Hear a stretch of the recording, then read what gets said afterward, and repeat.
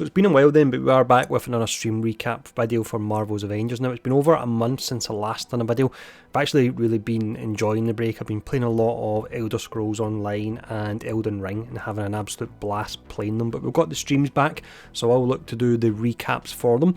This one is all about gear. There's actually some pretty nice changes in this. It doesn't change my overall feelings on the game and Crystal Dynamics and how they're handling it, but there are some nice changes in this, and if you're a gear person, you will most likely find this video pretty interesting. The stream was round about an hour or so. I've managed to condense it to, I think it's around about 15 minutes or so, and it's all the relevant information that I've kept in there. Now, before we actually go in and I play the stream with all the relevant sections, because I've not posted a video in so long, if you do actually engage with this one to help make it back up to speed on YouTube again, that would be appreciated. So if you can hit like, hit subscribe if you're not subscribed yet, and leave a comment below. Leaving a comment is really pretty important. But it's good to be back and chatting with you all again, and enjoy this video, and I'll see you all again soon. Yeah. Before we get into Hero Set, there are 4 things I want to get out of the way on general stuff that's coming up in patch 2.3, which is any perk. One of the big things that's going to be happening is any perk that says power attack that does not specifically say ranged or melee will now affect both. This will go into a little bit more detail when we get to the patch notes, but if it has values on things that affect both of those is getting adjusted a little bit, while the values on perks that are specifically melee power attack, melee heavy combo finisher, and all that are going to get their values upped pretty much across the board. They're going to have their lower values also kind of dip down, so there's a little bit more of a spread. But in general, we want to make the specific perks that are more specific more valuable. Next to that is hero gear, vibranium gear, and Jarvis gear that drops in the heroic slot will now drop with might as a possible stat roll. So that is going to get added to the pool just for the heroic slot items. Right after that is there are going to be 2 status effect attack types added to the pool for Kate and Miss Marvel, which is going to be their signature attacks are now going to roll with possible status effects. For Kate, this is going to be for her smoke arrow. For Miss Marvel, it's going to be her whirlwind uppercut and her spin to win while she's in polymorphed or in her embiggened state. And the 4th thing I want to talk about is looking at adjusting or tuning damage buff. And before I get into the details of what actually is going to be happening, I'd like to also lay out what damage buff does. So on the surface, the very easy thing is damage buff gives you a 65% damage increase. Ranged, melee, heroic, crit damage. I don't like it, but guess what? We're not going to touch that. 65% will remain. It also adds a crit chance for all attacks on top of it. This is where some of the problems of damage buff start to come in, because it increases your spike damage potential, and it makes building up one stat almost irrelevant. You don't build proficiency, because when damage buff is active, you get fundamentally what is worth 170 proficiency just in flat crit chance increase. But this also has another unintended side effect, which is it self-feeds damage buff. If you get a faultless buff and you have a high and which procs on crit, well, damage buff with a bonus crit chance feeds itself and can easily be maintained. That's one of the problems of damage buff. And then the third part of damage buff, or then the last part of damage buff, is it adds impact. Well, impact in our game is a integer value when applied to enemies that when you have enough impact, it staggers them out of attacks, breaks shields, what have you.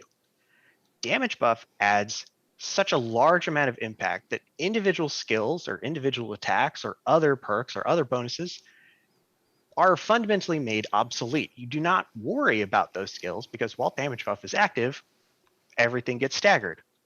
In practice, this actually makes damage buff our best defensive tool, because when the enemy is not attacking you, you don't need to build defense.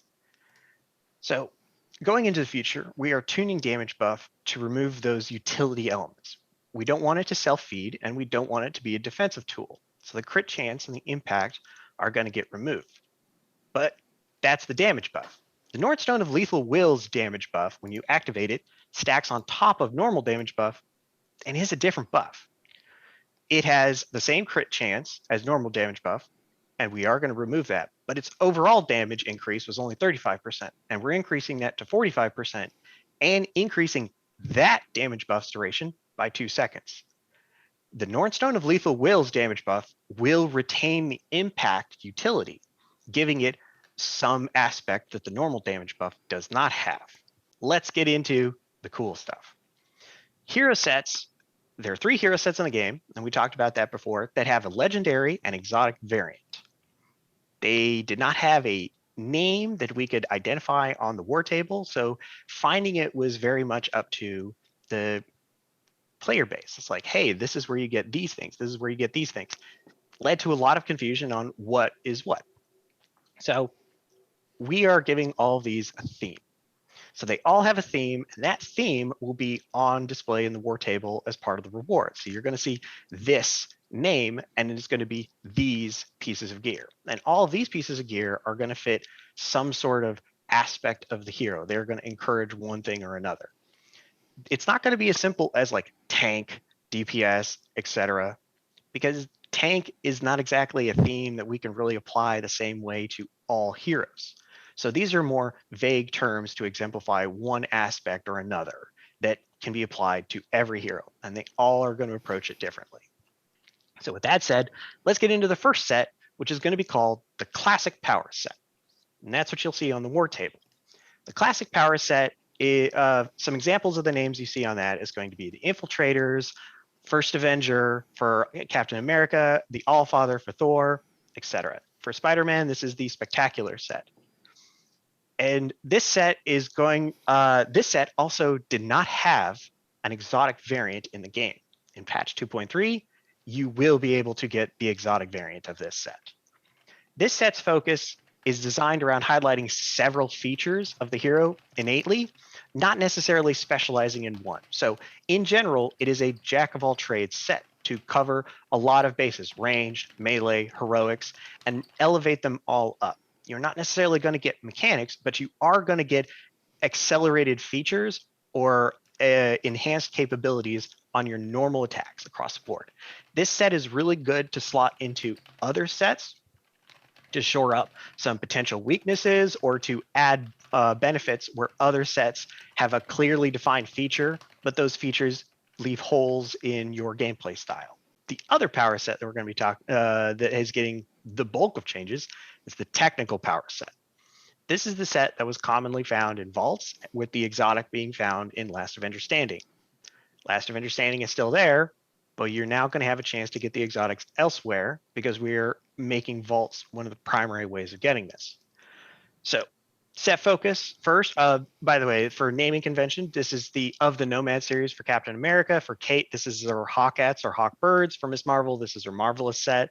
And for Spider-Man, this is his Public Menace set, as kind of an example on the names of this set. This set is focused around technical or support elements while increasing survival and close combat, while adding armor or adding other type of intrinsic capabilities in combat.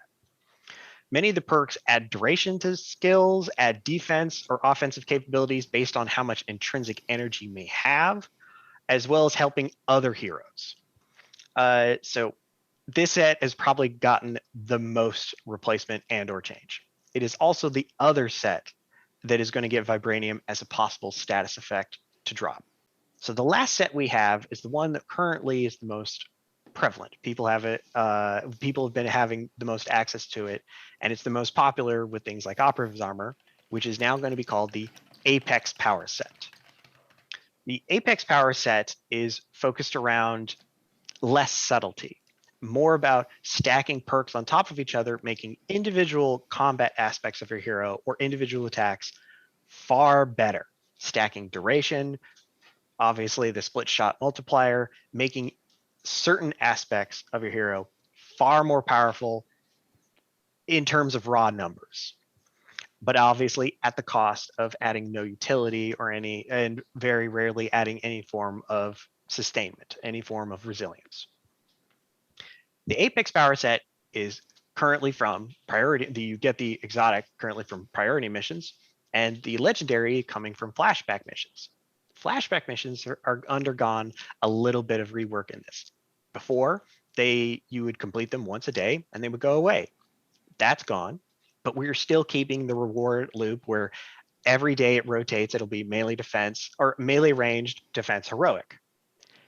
Now you will have a chance of getting the exotic from doing flashback missions. Hulk, Planet Clacker, excuse me. We now have proper reward paths for each of our hero sets, and we now have exotic variants of each of those 3 hero sets. We have our villain sectors for our classic power set, which is supposed to, in general, cover all of your bases and give you an even increase in capability for your hero. We have our vaults and our technical power set, which is supposed to be more support or self-sustainment oriented, asking you to do things differently, maybe not spending all of your intrinsic meter, building it up so you can get a passive bonus overall. And then we have our Apex power set, which does not have a mission chain tied to its ritual activities, being the flashback and the priority missions. And the Apex power set dumps all subtlety. It is all about stacking perks on top of each other to make that one aspect of the hero very powerful.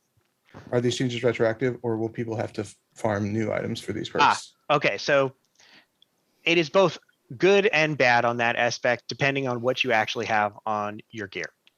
If we are adjusting a perk, that's going to be retroactive. Like if we're increasing a duration or if we're increasing its effectiveness and all that kind of stuff. And I only went over replacements in this blog update. The patch notes will talk about any type of perk adjustments where some are getting their number increased, some are getting their duration increased. A lot of them are getting their duration increased.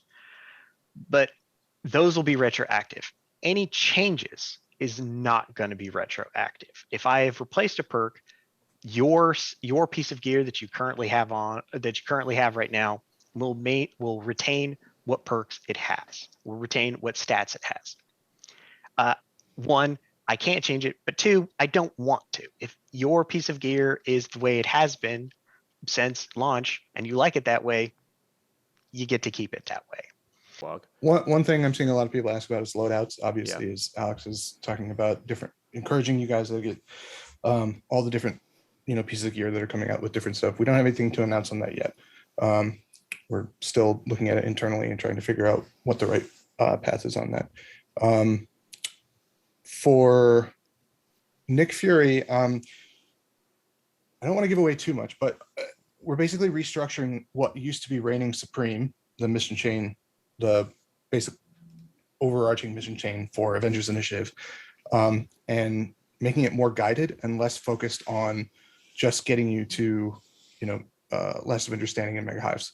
So we're reworking a bunch of different things with how you kind of progress through the war table, going to different areas of the war table at different power levels. So it's much more targeted. So, hey, if I'm, power level 50, I should be doing missions in this area, things like that. And Nick Fury is there to help guide you, because that's a big part of the Avengers fantasy, right? Is having Nick Fury to kind of there to help guide you where you're going to go. So I don't want to give any more spoilers than that, just because on the story side, but that's why we're bringing him in.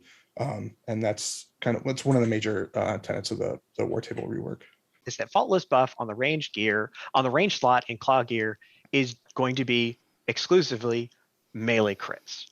So we were toying around with the idea, like, what if we make it a new one where it's on all crits and everything like that? But rather than that, especially with a lot of the other gear perk adjustments coming in, we are going to be making it special that it is the only melee crit activated damage buff that can come on range gear. And that in itself is special to give the range slot something more interesting for melee focused characters.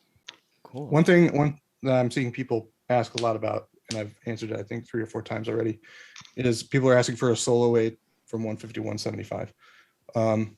Alex and I have actually been talking about this a bunch, and we have some ideas on how to do that. Nothing to announce now. We want to make that happen, but we want to make sure that it's done in the right way.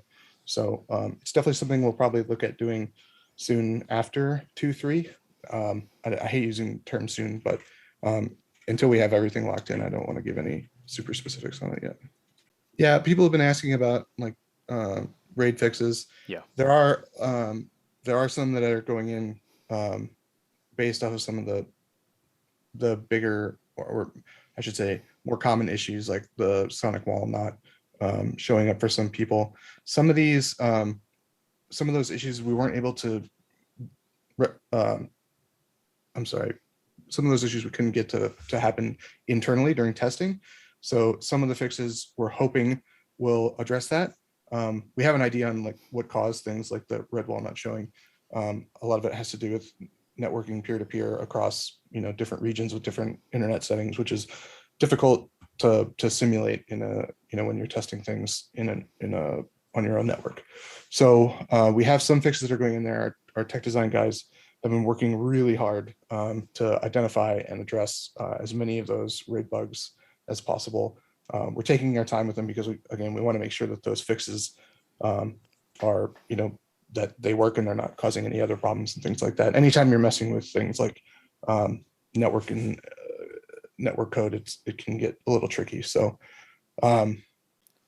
really early on, when we were actually setting up the whole plan, the whole reward cadence for the raid, we wanted checkpoint, we wanted objective rewards like typical other raids. And as we got further in, we ran into a problem where, oh, it didn't work with Hero Bound. So we're like, no, Hero Bound needs to be prioritized. And we got that working. But that didn't mean we didn't want to stop doing that. So we put in a lot of work, and we had one of our engineers do just a ton of work, basically starting a couple of weeks after we launched the Claw raid. It just immediately started work. And we've been able to get the objective rewards working. So you will now have 4 points in the Claw raid where you will get rewards. The first one is going to be after you complete the Sonic Wall. After you open up the Sonic Wall, you are going to get defense, or this is for the normal raid. You're going to get the defense and heroic piece. After this is just from the weekly, right? Just from the weekly. The mission chain is where these come from. If you complete the raid again, these encounters are not going to give you any rewards, but it's still going to be hero bound. So after you complete the Sonic Wall, you're going to get your first piece. After you complete either the forge or the drill or the tower, you will get one of the minor artifacts. It will only happen on the first one of those when you come back. The purpose we're doing that is that we want you to always have a place of pause to look at your rewards if you want to equip it or anything like that. And after you complete the second one, you're transported right to the Zalavari fight where you don't have no time to equip anything. After the Zalavari fight, you're going to get your third reward. In the normal raid, this means you're actually going to get another minor artifact. It does not increase your power level, but you will be getting another one. And then, of course, after the Claw raid, you'll be getting your melee ranged piece that does improve your power level. The Elite raid has that a little bit of adjusted where the minor artifacts come first rather than in the middle. But you will now be getting another minor artifact for doing the normal raid that will actually match your power level. This is also on top of the Warzone itself, giving you a random gear piece. So as you progress through, you'll be getting rewards. If something happens in the middle of it, you still have those rewards up until that point that you got them.